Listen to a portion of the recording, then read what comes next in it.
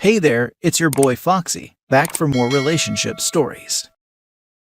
Update, today I, 45 male, will have to tell my son 28 male, that his new girlfriend 35 female's child might be mine. Original post, there was no cheating involved whatsoever. I would never do that to my own son. He's only been seeing her for about 4 months from what he's told me, but she and I dated 2 years ago. But it ended because I was going to be traveling out of work for months and we just lost contact. She has a 1.5-year-old son that is very likely my child. My son told me the father isn't involved, but hasn't given him any other details other than it's just her raising the kid. I was the one to connect the dots as soon as I realized it was her. You can't imagine how unbelievably awkward the first time meeting was. Thankfully it was with other family members around, but she was just as freaked out as I was. This can't be kept a secret though. If this is my child, I need to know. And as much as it pains me to put my son in this messed up position, he needs to know too. He's coming over later on so we could talk. I'm beyond nervous. I really don't even know where to start explaining something like this to him. Now for the top comments before reading the updates. Man, that's not how I would have guessed this story would end. Good luck with breaking the news. Hopefully he takes the news as you intend. I don't expect him to react rationally. It's such a messed up curveball to throw right at him, but I hope eventually he is able to understand this happened before they got together and can process the news in a healthy manner. Maybe you should do a paternity test before spilling the beans. Sounds like your son's girlfriend has a type. I would never be able to cope with the fact that my girlfriend, or wife, dear God, had been with my dad. About 10 years ago, I caught my dad and my ex texting each other. It made me feel ill, literally. I would maybe try and confirm with the girl alone first, then take it from there. No reason to mess anything up if it's just a misunderstanding. We've talked briefly about this after I made the connection. She says he's mine, but according to her, was worried I might not want to be involved since I was gone for work for who knows how long. Not an excuse to keep this information from me, but it's done now.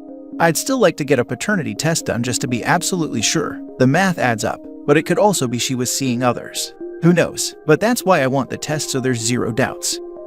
How did your son take it? What a messed up situation. Poor guy. Whatever you do, please don't get back with her ever.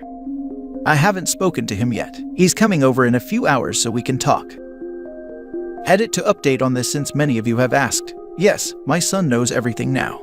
The conversation was not easy at all. My son was very confused and upset, as would anyone honestly. I expected him to yell at me, but the shock was too much for him to get a strong reaction, but he was still very serious. I made sure he knew I'd understand if this is too much for him, so whatever he needs from me I will try to do. As of right now he just needs some space. And I said in another comment that after our talk last night, he messaged me about going over to her place so he can hear this from her too. As far as I know they have had their own talk, but not so sure about where they stand now. He didn't talk to me all day until he sent me a message earlier telling me he loves me, but he's gonna need some time to himself, which I completely understand. It's not gonna be something he will easily get over. As far as paternity, well, we still don't know anything about that. I have communicated with her about finding a place where we can get this test done and out of the way, so we'll be doing that this week. It can't wait any longer, otherwise, it's just gonna drive me crazy. Now for the second and full update. Apologies for taking so long to update on this. There really has been a lot going on, but I'm taking the time to finally get back to all of you after your amazing support. It was a strange situation to be in, so believe me, I'm glad to have gotten the positive feedback and reassurance that I did. So yes, if you saw the update, I included that my son does know now about everything. He needed a little time to himself, and they did decide in the end to mutually break up.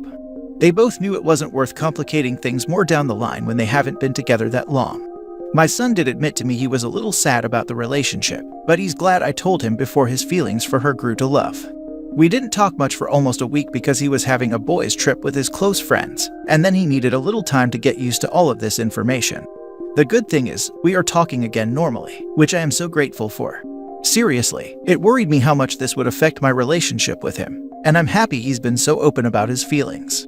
He tells me it's still crazy how all this happened. He told me he's accepted it though, and might try dating again in another few weeks. It's not all perfect, but at least we are talking like we always do though. And more than anything, I'm so happy he didn't hold what happened against me since none of us knew about this until we all had dinner. Now for the part I know lots of you wanted to hear about. We did that paternity test, and the results did confirm her son is also mine. Part of me just had a feeling he was anyway, but it didn't hurt to just know for sure. We have been communicating more and I've taken the time to come over to see him almost every day.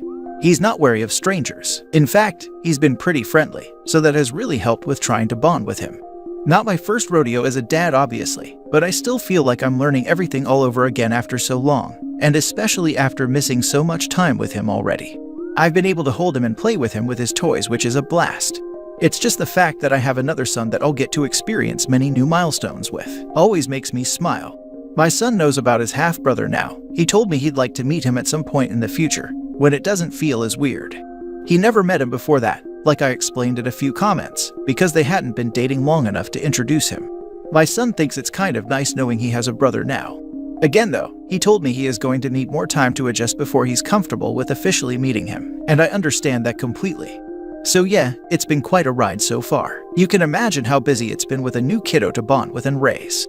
We are currently working with a lawyer to get all the legal things set right away. I want to make sure I have my rights as a father, and get my time with my son if she ever changes her mind about being compliant and decides to shut me out of his life again. That's all I have as of right now in terms of an update, so I hope this answered some of your questions. I believe, because this didn't involve any sort of betrayal and you were honest with him, your relationship with him will recover. Yes, that is what I hope for too. And with time that he is also able to have a relationship with his younger brother if that's what he would like. The best part is that you were fully honest. I mean, he could be angry or lost, but not on a long term. I mean, what could he have blamed you for having an intimacy or love life? It's a full surprise for everyone involved, and I am sure that later your youngest son is going to feel super glad that everyone knew to be an adult and act both in his and his brother's best interest. Man, that is really one tough situation. Looks like you'll just have to wait out on this one for your son to calm down and process the situation. All the best wishes towards you and him. All I can do for now, and obviously be there for both my sons. He's taking his time to process, and I'm glad he's going at this at his own pace. Best of luck to you and your sons going forward. It's going to be wild interacting all together in the same room with the mother. I think the most important relationships are you and your sons, so put all your focus and attention on those. And I wish you nothing but ease ahead. This is a wild situation, but I'm happy for the sake of that little boy. You sound like a loving and responsible father. I'm glad you both haven't been robbed of a relationship and all the bonding that goes with that together ahead. Live on and well. I hope your eldest can heal well too. Sounds like you raised him well too. I can't even imagine how he must be trying to wrap his head around all this. Hope going forward things pan out well for you. Thank you for updating us all. Glad it worked out as best it could have. You were honest, upfront, and responsible. Hopefully that's a great example for them both too. Now for the last story. Am I the idiot for only paying for my son's wedding? Plus update. Original post. Hello everyone, I have been going through some trouble recently, and one of my kids told me about this place, so I'm here to ask you all for help. She also mentions that I should probably tell you guys I'm on mobile. Okay, I am a 57-year-old male who has 3 kids, 30 male, 27 female, and 25 male. Me and my wife have paid for each of my 2 oldest's weddings, which covered dress, suit, bridal parties. Or if they wanted to have a destination wedding, we covered guests who couldn't afford it, as well as the honeymoon. Now, there was no budget placed on them. My oldest wedding total was around $85K, while my daughter's was around $120,000. My youngest is getting married, and him and his soon-to-be wife don't believe in big weddings, and total is around $20K. Now, my kids didn't know how much each other's wedding costs were, as I didn't share, and I guess they didn't see the need to bring it up. So the problem came up this past weekend. My soon-to-be daughter-in-law was talking to my daughter and my oldest son's wife about their weddings, and I guess the totals came up. Now my youngest son and his fiancée are demanding I write them a check for the difference for a down payment on a condo or house. I refused and stated I was only paying for their wedding, and now they are threatening to disinvite me. So, am I the idiot? So, it has come up, so I'm adding this here from the comments. I paid for all my kids' college costs. On top of that, they each have trust funds that got released at age 18, 25, and 35. He has more than enough for a down payment if he wants to. Now for the top comments before reading the update. Treat your children equally. Why wouldn't you? I'd say give them a wedding gift of $50,000 and let them decide if they want to stay economical and have a fabulous honeymoon, or put a deposit on a home. Why penalize them for not being extravagant? Do your other kids agree they should get something more equal? If so, that's a definite you're the idiot. Otherwise, a soft everyone sucks here, since they shouldn't be threatening to disinvite you. It's a pretty daft move on their part though, because if they disinvite you, then your obvious response would be to not pay for any of it. Also, good God, $120,000 on a wedding. To be able to even consider that just blows my mind. Equality has different forms. He was treating them equally by paying for the wedding that they wanted. I tell my kids I treat them fairly, not equally. I use the analogy of dance shoes. At one point, all 3 of my kids did dance. One of my kids outgrew her dance shoes in the middle of the season. If I treated them equally, I would have bought all 3 kids new dance shoes at that moment. Instead, I treated them fairly and only bought new dance shoes for the kid that outgrew hers. This made things fair in that all 3 kids had dance shoes that fit. This dad is treating his kids fairly by paying for the weddings that they chose. He doesn't need to treat them equally. You can't keep track of every dollar you spend on your kids to make sure it is completely equal, because different kids want or need different things. You're not in the wrong. I have been paying for my children's college tuitions. My first 2 are debt-free. My third turns around and says, I don't want to go to college, I'll just take the money. I laughed. I said the money is for college and college alone. She said that's not fair. To which I said, life is not fair. Get used to it. It's your money. You get to make the decisions. Do what makes you happy. The only thing that will stop me by outright canceling the wedding is all the people whose businesses will be affected by it, as Dave already finished the preparation and the date is fast approaching. So pay the vendors and tell them to donate the food, decor, venue, etc. to a charitable organization. I work for a non-profit. Someone dropping a fully paid-for fundraiser into our lap sounds like a dream. I didn't even think of it. This might be a good option. Thank you for the advice. And now for the update. Hi everyone, I would like to thank you all for your help the other day and wanted to address a couple things.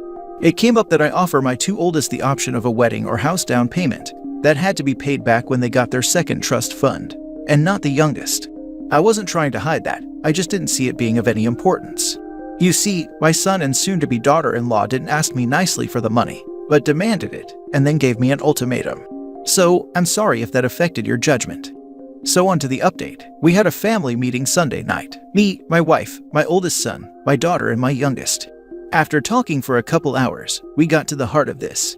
As many of you suspected, it wasn't my son doing it, but my soon-to-be daughter-in-law. She never wanted a small wedding. She dreamed of horse-drawn carriages, actually.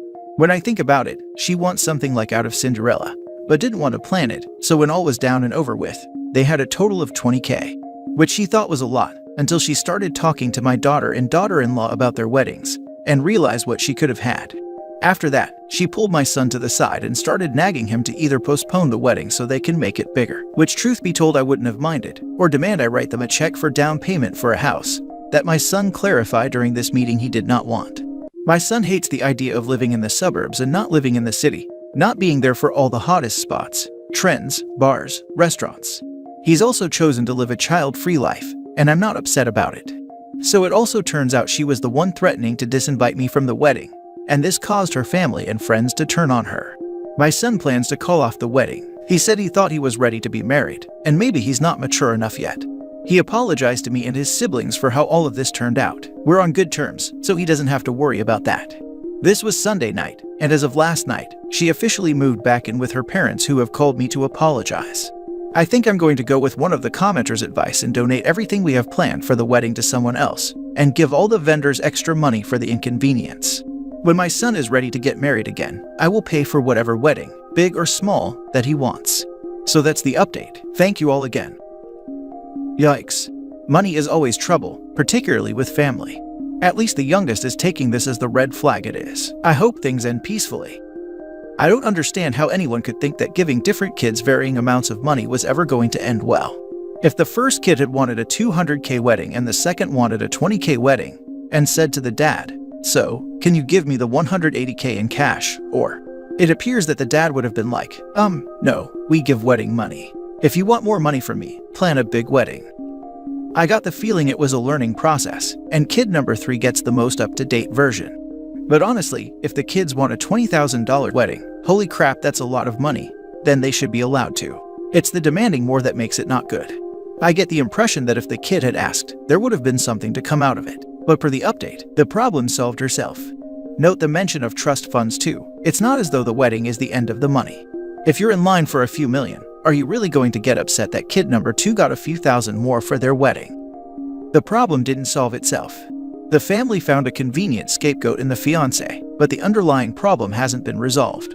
OP feels comfortable supporting his kids unequally in a way that is probably hurting feelings, And I bet that if the next wedding only clocks in at $20,000, that will cause bitterness and resentment again. OP's son's fiancé was right to feel like something here was off, and the family should resolve that. I agree. The end result here is it seems like the kid is basically punished for not wanting a bigger wedding. That if he wants the same amount that was spent on his siblings, he should go for extravagance and is being actively incentivized to blow the money, as opposed to putting it towards what he really wants. At least, that is how I would feel in his shoes. Dad really should have just set aside X amount for each sibling and then let them decide how to spend it.